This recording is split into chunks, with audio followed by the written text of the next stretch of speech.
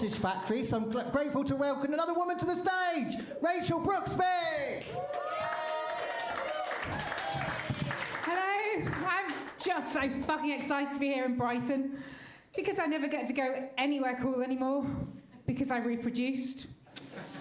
Yeah, and now my children are holding my life ransom for their laundry, and they have the audacity to laugh at me and call me uncool because they think I was always this mum-shaped snack bitch, like they had nothing to do with it.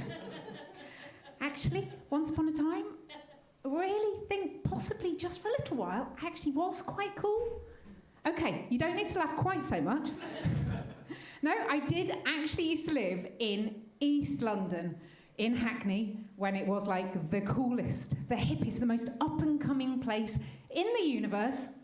And by up-and-coming, I mean it was a shithole, but that just makes it cooler, doesn't it? You know, it's like a war zone, but with flat whites.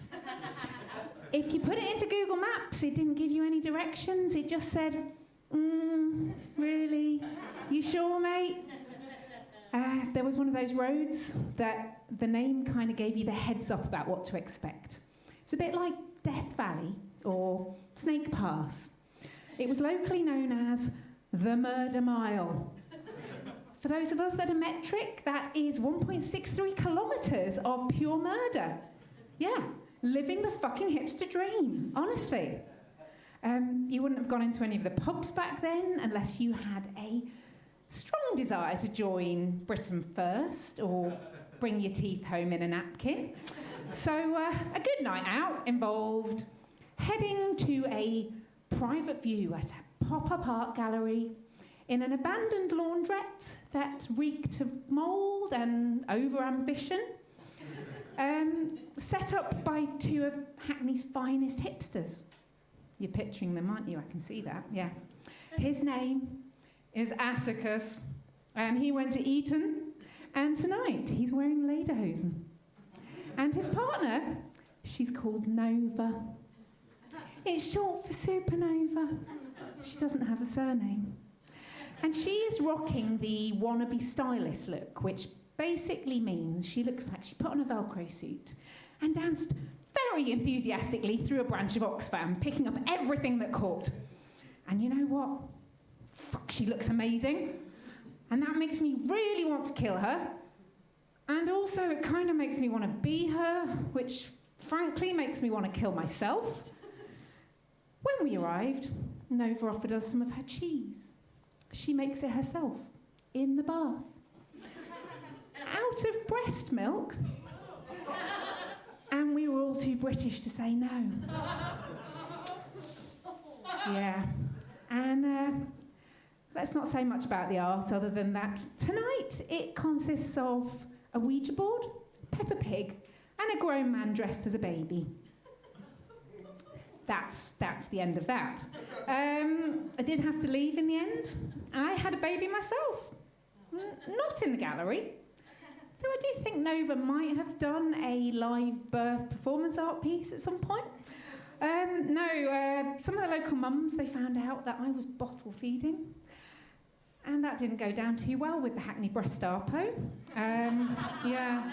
I woke up one morning and I found a pentagram on my front lawn made out of copies of the book The Womanly Art of Breastfeeding. So that was fucking terrifying. Never want to do things by half measures. We decided to move to Surrey, because that's not a culture shock after living in Hackney for 15 years. Yeah, actually, it's a bit of a shock. Everyone's really nice. We were met by the official welcoming committee when we arrived. We gave over our London clothes and they gave us our uniforms. Pair of hunter wellies and one of those natty quilted green giets that goes with everything. And we were introduced to our designated cockapoo, Monty. He's really sweet. I'm not convinced he's Monty Mark 1 anymore because all dogs in Surrey are identical. It's the rules, and I'm fairly sure there's a group of us now just sharing the same 3 cockapoos around in the park.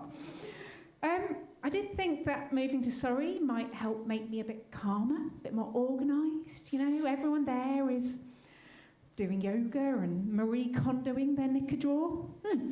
Do these granny pants spark joy? But no, actually, you can take the girl out of Hackney, but her brain is still in a rave in Dalston. It's a bit like an overloaded browser in here. There's like 73 tabs open. 7 of them have crashed. There's a spinning wheel of death, and on one tab there's some fucking music playing, and I don't know which one it is or how to turn the fucking music off.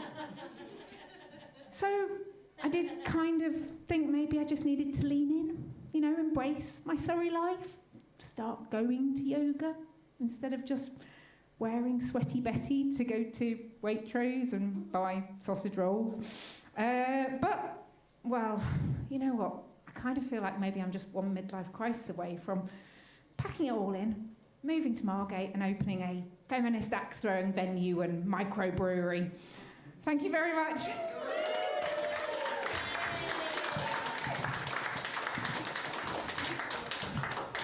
Well done. That was brilliant. That was Rachel Brooksby. Right. Next to the stage we